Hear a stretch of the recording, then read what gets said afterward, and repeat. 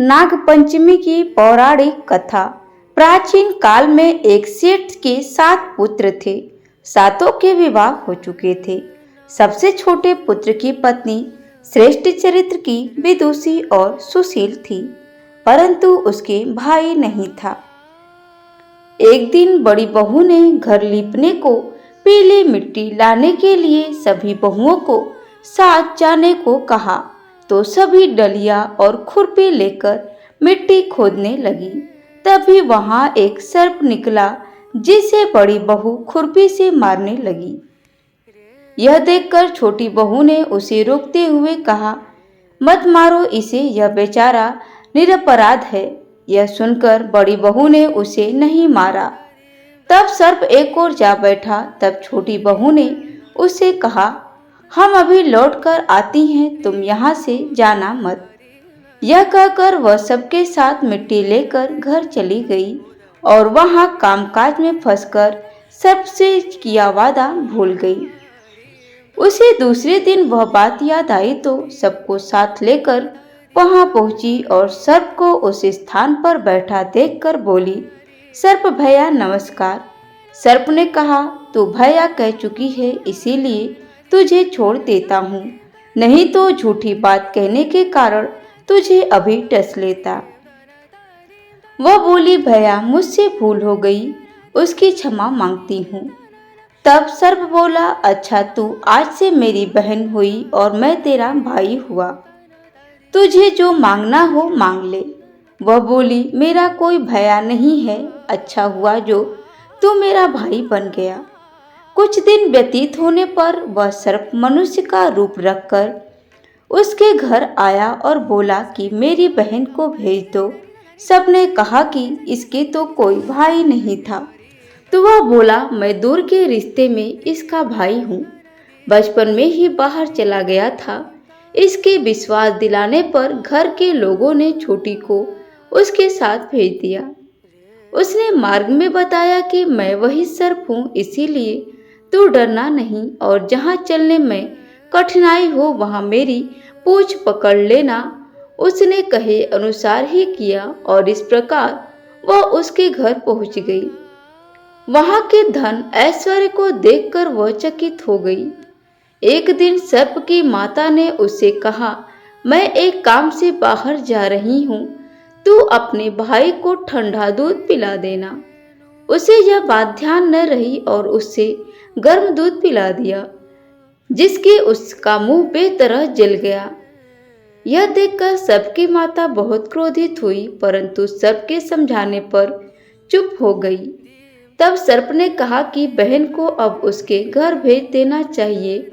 तब सर्प और उसके पिता ने उससे बहुत सा सोना, चांदी, जवाहरात, वस्त्र, आभूषण आदि देकर उसके घर पहुंचा दिया। इतना ढेर सारा धन देखकर बड़ी बहू ने ईर्ष्या से कहा, भाई तो बड़ा धनवान है, तुझे तो उससे और भी धन लाना चाहिए। सर्प ने यह वचन सुना तो सब वस्तुएं सोने की लाकर दे दी। यह देखकर बड़ी बहू ने कहा, इन्हें झाड़ने की झाड़ू भी सोने की ही होनी चाहिए। तब सर्प ने झाड़ू भी सोने की लाकर रख दी। सर्प ने छोटी बहू को हीरा मणियों का एक अद्भुत हार दिया था। उसकी प्रशंसा उस देश की रानी ने भी सुनी और वह राजा से बोली कि सेठ की छोटी बहू का हार यहाँ आना चाहिए। राजा ने मंत्री को हुक्म दिया कि उससे वह हार लेकर शीघ्र उपस्थित हो। मंत्री ने सेठ जी से जाकर कहा कि महाराज जी, महारानी जी छोटी बहू का हार पहनेंगी, वह उसे लेकर मुझे दे दो। सेठ जी ने डर के कारण छोटी बहू से हार मांगकर दे दिया। छोटी बहू को यह बात बहुत बुरी लगी। उसने अपने सर्व भाई को याद किया और आने पर प्रार्थना की, भैया रानी ने हार छीन लिया है, तुम कुछ ऐसा करो कि जब तक वह हार उसके गले में रहे तब तक के लिए सर्प बन जाए और जब वह मुझे लौटा दे तब हीरे और मणियों का हो जाए। सर्प ने ठीक वैसा ही किया। जैसा ही रानी ने हार पहना वैसे ही वह सर्प बन गया। यह देखकर रानी चीख पड़ी और रोने लगी। यह देखकर राजा ने सेठ जी के पास खबर भेजी कि छोटी बहू को तुरंत भेजो। सेठ जी डर गए कि राजा न जाने क्या करेगा। वे स्वयं छोटी बहू को साथ लेकर उपस्थित हुए। राजा ने छोटी बहू से पूछा, तूने क्या जादू किया है? मैं तुझे दंड दूंगा। छोटी बहू बोली, राजन, धृष्टता क्षमा कीजिए, यह हार ही ऐसा है कि मेरे गले में हीरो और मणियों का रहता है और दूसरे के गले में सर्प बन जाता है। यह सुनकर राजा ने वह सर्प बना हार उसे देकर कहा, अभी पहनकर दिखाओ। छोटी बहू ने जैसे ही उसे पहना वैसे ही हीरो मणियों का हो गया। यह देखकर राजा को उसकी बात का विश्वास हो गया और उसने प्रसन्न होकर उसे बहुत सी मुद्राएं भी पुरस्कार में दी। छोटी वह अपने हार और इन सहित घर लौट आई। उसके धन को देखकर बड़ी बहू ने ईर्ष्या के कारण उसके पति को सिखाया कि छोटी बहू के पास कहीं से धन आया है।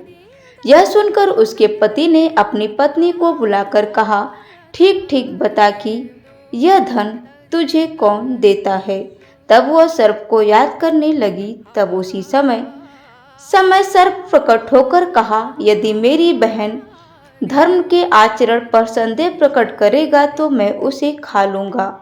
यह सुनकर छोटी बहू का पति बहुत प्रसन्न हुआ और उसने सर्प देवता का बड़ा सत्कार किया। उसी दिन से नागपंचमी का त्योहार मनाया जाता है और स्त्रियां सर्प को भाई मानकर उनकी पूजा करती हैं। खर और मूछ की बनी छोटी आकार की टोकरी। दोस्तों, आपको यह वीडियो कैसी लगी? एक प्यारा सा कमेंट करके जरूर बताएं। नागपंचमी के त्योहार के दिन नागदेव की पूजा तथा दूध से स्नान कराया जाता है। नागदेव को अपने क्षेत्र के संरक्षक के रूप में पूजा जाता है। कुछ जगहों पर इनके क्षेत्रपाल भी कहा गया है। जन्म कुंडली में सर्पदोष के निवारण हेतु यह श्रेष्ठ दिन है। नागपंचमी के दिन नागदेव के दर्शन अवश्य करना चाहिए। नागदेव की निवास स्थली बाबे की पूजा की जाती है। चूँकि नागदेव को सुगंध प्रिय है, अतः नागदेव की सुगंधित पुष्प व चंदन से पूजा की जाती है। ज्योतिष के अनुसार काल सर्पदोष की 12 मुख्य प्रकार बताए गए हैं, जो इस प्रकार से है: अनंत, कुलिक, वासुकी, शंखपाल, पदम, महापदम, तक्षक, कारटोकक, शंखनाद, घातक, विशाख, शेषनाग। नागपंचमी के पावन वर्ष पर वाराणसी के नागकुआं नामक स्थान पर बहुत बड़ा मेले का आयोजन होता है। आमतौर पर यह त्योहार हरियाली तीज के 2 दिन बाद मनाया जाता है।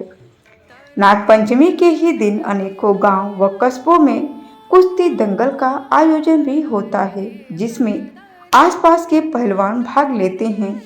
वैसे तो श्रावण माह के शुक्ल पक्ष की पंचमी को नाग देवता की पूजा की जाती है, किंतु भारत के कुछ स्थानों पर नागपंचमी भाद्रपद माह की कृष्ण पक्ष की पंचमी को भी मनाई जाती है।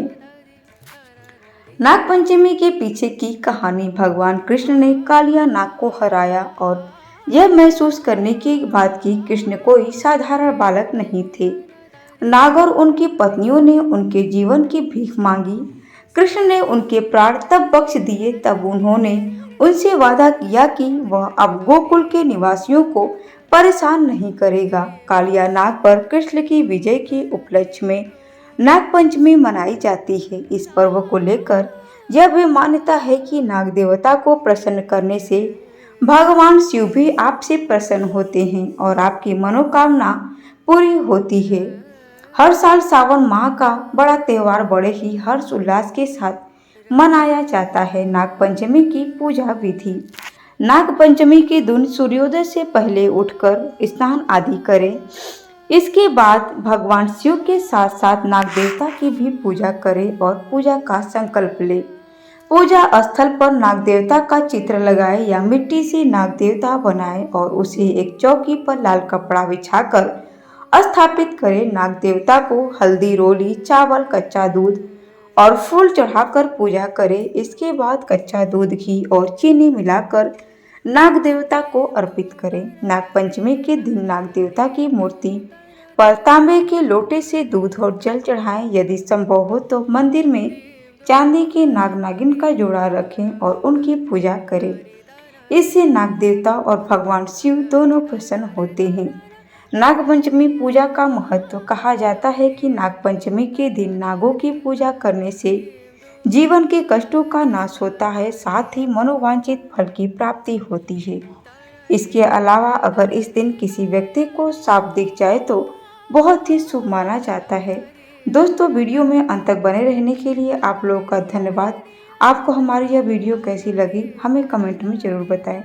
वीडियो अच्छी लगी तो प्लीज़ इसे ज़्यादा से ज़्यादा लोगों में शेयर करें। नागपंचमी का त्यौहार 9 अगस्त 2024 को मनाया जाएगा। नागपंचमी पूरे भारत में हर्षोल्लास के साथ मनाई जाती है। लोग सांपों और भगवान शिव को समर्पित मंदिरों में जाते हैं और यहाँ विशेष पूजा अर्चना की जाती है। नागपंचमी के लिए कुछ प्रसिद्ध मंदिरों में केरल में मन्नारसाल मंदिर, प्रयागराज में नागवासुकी मंदिर और उज्जैन में महाकालेश्वर मंदिर भी शामिल है। Thanks for watching my video. धन्यवाद।